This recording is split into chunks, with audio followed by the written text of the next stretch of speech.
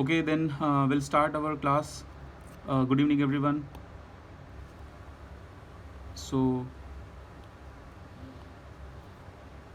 Vedant, no questions from propulsion now. Uh, what is day today for this? Day 5 or day 6? I think day 6. I think, yeah, day 6. Okay. So, let's start lecture.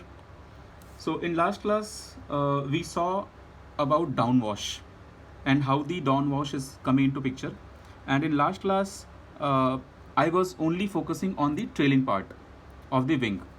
Suppose we have a wing like this. So we were discussing only this part, I mean only what is happening at the trailing edge. Now today we will discuss what will happen at the tip of the wing.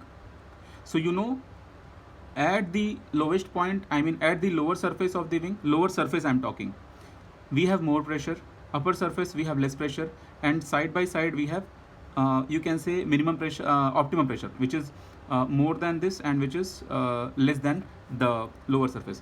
So actually what happens, flow will try to curl from bottom surface and it will try to go to this surface, top surface. Like whatever flow is coming from the bottom, that flow will have this tendency, because it is nature. What is nature? Flow tries to go from high pressure to low pressure. So this is what is happening, that this flow will try to come from the lower surface, it will cross the tip and will try to bend towards the upper surface. This phenomena happens at the tip. Whatever PDFs I have shared you today, in those PDFs diagrams are there.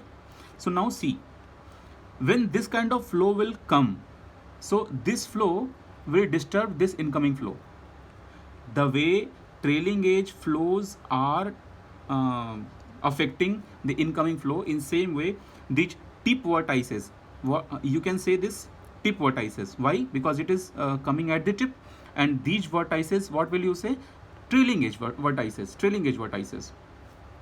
Now see, here you understand, one word is called vertex and one word is called vertices. Vertices is nothing but the plural form of the vertex. So from here all the vertices will come and these vertices will affect the incoming flow. So of course when the incoming flow will be affected, your lift and drag, everything, I mean the aerodynamic force, everything will change. So we have to avoid this. So to do so, we have to stop somehow we have to stop this curl which is going from lower surface to upper surface. We have to stop that. So if you will stop this, then you can reduce the induced drag. So we have several ways how can we stop them. So I will draw the fuselage and then I will draw the wing here, and then at this tip this problem is happening. Flow is coming from the bottom, it is going on the top. This flow I want to stop. So what will I do? I will try to put some wall here. If I'll put some wall here, then I can stop this. And if this is very, very strong, then I will put one wall down also.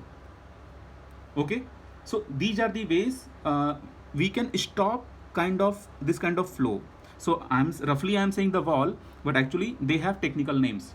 So now I'm going to teach you what are the possible ways practically we use in the flight to reduce this effect, so that we can reduce our induced drag.